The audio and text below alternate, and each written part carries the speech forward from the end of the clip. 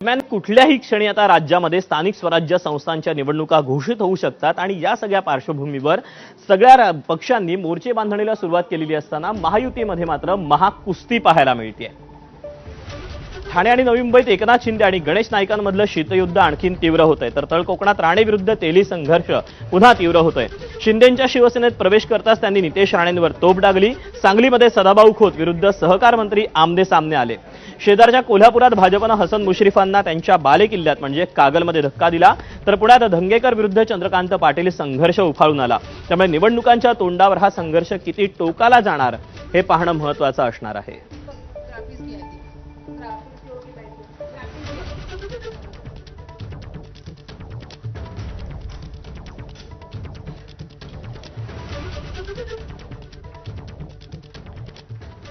महायुतीमध्ये कोणाचा कसा संघर्ष, कशी महाकुस्ती पाहायला मिळते आपण जाणून घेऊयात ग्राफिक्सच्या माध्यमातून। खरं तर मातब्बर नेते सगळी मंडळी ही आहेत आणि या सगळ्या नेत्यांमध्ये ही महाकुस्ती आगामी निवडणुकांच्या पार्श्वभूमीवर पाहायला मिळते।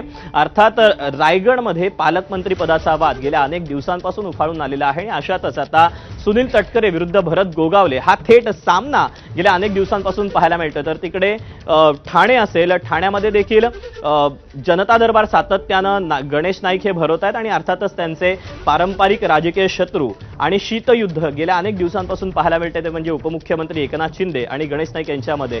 तर तिकडे नितेश राणे विरुद्ध राजन तेली हा देखील संघर्ष आपल्याला पाहायला मिळतोय।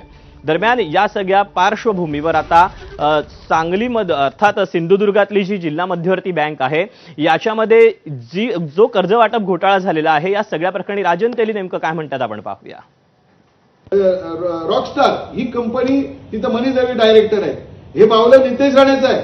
नितेश राणे पालकमंत्री यांच्या मार्गदर्शनाखाली ही बँक चालली आहे, याचे सगळ्याचे मागे ते आहेत। आणि मग तेरा कर्ज देताना त्या रॉकस्टारला डायरेक्टरच परत राजीनामा दिला। एकदा 6.5 कोटी दिले, दुसऱ्या वेळी 10 कोटी रुपये दिले, तिसरं त्यांच्याकडे असलेला पीए राहुल पै हा तिकडे 20,000 रुपये मानधनावर आहे, त्याला 7.5 कोटी रुपये दिले। आणि त्या दाभोळच्या जागेत लोकांनी विरोध केला, हे सगळे वर्तमानपत्रात छापून आले। आणि जो त्या ठिकाणी एक आरोपी आहे महाजन म्हणून, तो त्या ठिकाणी तिथला आरोपी आहे प्रमुख, आणि त्याच्या नावावर किती कर्ज आहे मला केस काय माहित नाही, आरोप काय मला माहित नाहीये, त्याच्यामुळे त्याच्यावर बोलणं उचित नाही। आरोप असेल तर त्या अथॉरिटी त्याची दखल घेतील, परंतु मला असं वाटत नाही की नितेश राणेंचा हस्तक्षेप पण त्या जिल्हा बँकेत नसतो, त्याच्यामुळे ते अशा प्रकारचं काय असेल असं मला अजिबात वाटत नाही।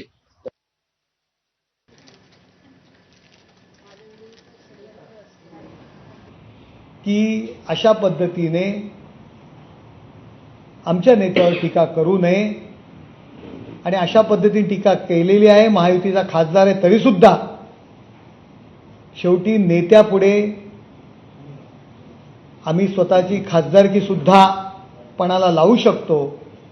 आमच्या नेत्याच्या बाबतीत जर अशा पद्धतीने वक्तव्य जर करणार असतील, आम्ही सुद्धा तशाच पद्धतीने उत्तर देऊ।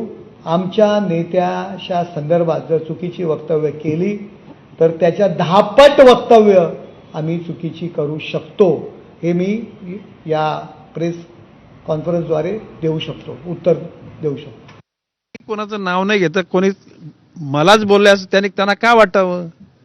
नालायक याचा अर्थ जो आपल्या कर्तव्याशी बांधिलकी न ठेवता काम करण्याचा प्रयत्न करतो त्याला यश मिळत नाही, म्हणजे तो त्या लायकीचा राहत नाही। लायकीचा नाही राहत म्हणजे याचा अर्थ नालायकीचा होतो ना। लायक नसलेल्या माणसाला काय आपण म्हणतो? ओके, आणि म्हणून त्या घटकांना माझं म्हणणं आहे की थांबू नका, लगेचच्या जागी जाहीर करा। ओके, जसं की नरेश म्हस्के म्हणतात की आम्ही व्हिडिओ काढू, हे करू, चित्रपटगृहात आम्ही प्रदर्शित करू। कुठे चित्रपट म्हणजे रस्त्यावर प्रदर्शित करून टाका ना, वी हॅव नो प्रॉब्लेम, करा। ओके, हे माझं आव्हान आहे, करून टाका। आणि ते पण यात प्रश्न असा आहे की ओढून ताळून बल ना, ओरिजिनल बल पाहिजे। माझं म्हणणं हा मोबाईल मधनं व्हिडिओ करून लोकांना दाखवण्यापेक्षा त्यांनी इथून हा सगळा तपासाचा भाग आहे, ते मंत्री आहेत, पालकमंत्री आहेत, कुठं मंत्री, त्यांनी इथून बोललं पाहिजे। ज्यांच्या आजूबाजूला अनेक गुन्हेगार आहेत त्यांच्याकडे त्यांनी लक्ष द्यावं। ऑफिसमधनं व्हिडिओ करून त्याचा उपयोग नाही। चंद्रकांत पाटलांच्या ऑफिसमध्ये पाटील नावाचा व्यक्ती आहे, तो चंद्रकांत पाटलांचं काम बघतो। त्याचे सगळे मोबाईलमधले सगळे त्याचे मोबाईल आहेत, त्याचे नंबर आहेत, त्याची चेकिंग पोलिसांनी केली पाहिजे. गायवाळ आणि तो किती वेळा बोलला आणि दादांना किती वेळा निरोप दिला याची सगळी माहिती पोलिसांना मिळेल. पण सत्ता आहे आणि सत्तेत पोलीस काही करत नाही. वस्तुस्थिती आहे, ज्यांचा अंकुश आहे, ज्यांनी त्याच्यासाठी वाढवलेली ही पिलावळ आहे, त्यांचा तपास करा. चंद्रकांत दादाचे संस्कार जर बघितले ना, 1% संस्कार ज्या लोकांनी आरोप केला त्यांच्यामध्ये नाही आहे. चंद्रकांत दादा संपूर्ण जीवन त्यांनी राष्ट्रीय स्वयंसेवक संघाच्या सामाजिक संस्काराच्या माध्यमातून आपलं जीवन जगलेलं आहे. चंद्रकांत दादावर जे संस्कार आहे खऱ्या अर्थाने एक संस्कार असे आहेत की ते या महाराष्ट्रातल्या अत्यंत गरीब परिस्थितीमध्ये आणि महाराष्ट्रामध्ये त्यांनी आपलं जीवन हे संस्कारमय पद्धतीने जगलं आहे. ते कधी मकोका किंवा अशा कुठल्याही आरोपीला ते मदत करू शकत नाही. चंद्रकांत दादांना असं कोणी कटगळात करत असेल, कटगळात आणण्याचा प्रयत्न करत असेल तर महाराष्ट्राच्या जनतेला चंद्रकांत दादा माहिती आहे.